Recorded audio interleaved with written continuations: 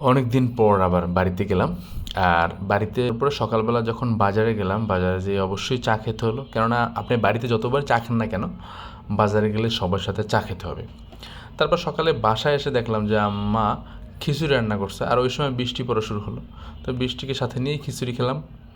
এবং দুপুরবেলা আমাদের একদম গাছের হবরি, পেয়ারা, লাল মরিচ দিয়ে সরিষার তেল দিয়ে না, তারপরে লবণ দিয়ে মাখিয়ে খেয়েছি। এবং বিকেলবেলা যখন আবার বাজারে গেলাম তখন আমাদের বাজারে সচরাচর বিকেলের নাস্তা ওরকম হয় না, চা ছাড়া অন্য কিছু পাওয়া যায় না, ভাজাপুরি খুব কম। তাতে হালিম বানায়, যেহেতু আমরা শহরে সচরাচর হালিম খাই। এই হালিমটা কেমন, তো হালিমটা দিয়ে পোড়ামরিচ দিয়ে এবং বেরেস্তা দিয়ে করছে, সেটা আমার কাছে ভালো লাগছে। আর পরের দিন সকালবেলা আমি আবার বাজারে গেলাম, বাজারে দেখলাম শলা চিংড়ি উঠছে, যেটা আমাদের এলাকায় খুবই বিখ্যাত।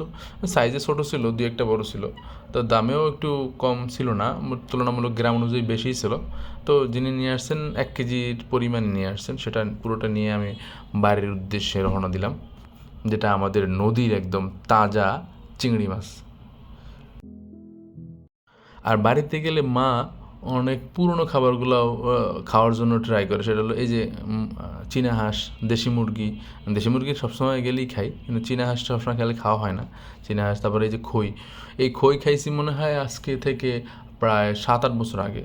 এই যে নারিকেল দিয়ে এবং গুড় দিয়ে।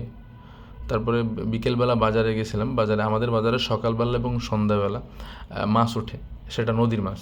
সেটা যখন নামাজ পড়তে ঢুকতেছিলাম তখন দেখছি মাছগুলো নিয়ে আসছে, তখন দর কষাকষি করে মাছগুলো নিয়ে আসছি। না দেবে হ্যাঁ, এটা কি কাউন না? না ছিলেন কত কয় কেজি কয় কেজি হ্যাঁ ভাই পেয়েছো দেখে তো কত না দেখে ওই তো প্রথমেই বললাম, মা অনেক পুরনো খাবার তৈরি করে। এই পিঠাটা আমি ছোটোবেলায় খেয়েছি অনেক বছর আগে, 10 থেকে 15 বছর আগে এই পিঠা খেয়েছি।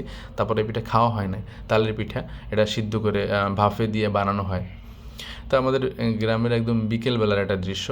আর এটা সকালবেলা, এই বিকেলবেলা সকালবেলা সবুজ প্রকৃতি দেখতে অবশ্যই ভালো লাগে। তারপরে আমি দেখলাম যে আমাদের বাড়ির সামনে বেড়িবাঁধ হওয়ার কারণে, নতুন একটা বেড়িবাঁধ দিচ্ছে, সেজন্য রাস্তার অবস্থা খুবই খারাপ। এখান থেকে গাড়ি চলাচল করতে পারে না, মানুষের অসুবিধা হয়। কারণ মানুষের অসুবিধা হয়, রুগী টুগি তো নিয়ে যাওয়াই যায় না। এই জায়গাটা 3-4 জায়গায় রাস্তাটা খুবই ভাঙা। সেটা আমাদের বান্ডারিয়া কর্তৃপক্ষ যারা আছে, এই অঞ্চলের কর্তৃপক্ষ, তারা এই বিষয়টা দেখবেন বলে আমি আশা করছি। সব মিলিয়ে রাস্তাঘাট সব জায়গায় ভালো আছে, কিন্তু বেড়িবাঁধের কারণে যে স্থানের রাস্তাগুলো পড়ছে বেড়িবাঁধে, সেই জায়গায় রাস্তাগুলো খুবই খারাপ অবস্থা, নাজেহাল অবস্থা মানুষের। এবং বৃষ্টি হলে তো কথাই নেই, খুব খারাপ পরিবেশ ধারণ করে। আমরা চাই যে এই আমাদের অঞ্চলে এই পরিবেশটা ঠিক হয়ে যায় খুব দ্রুত।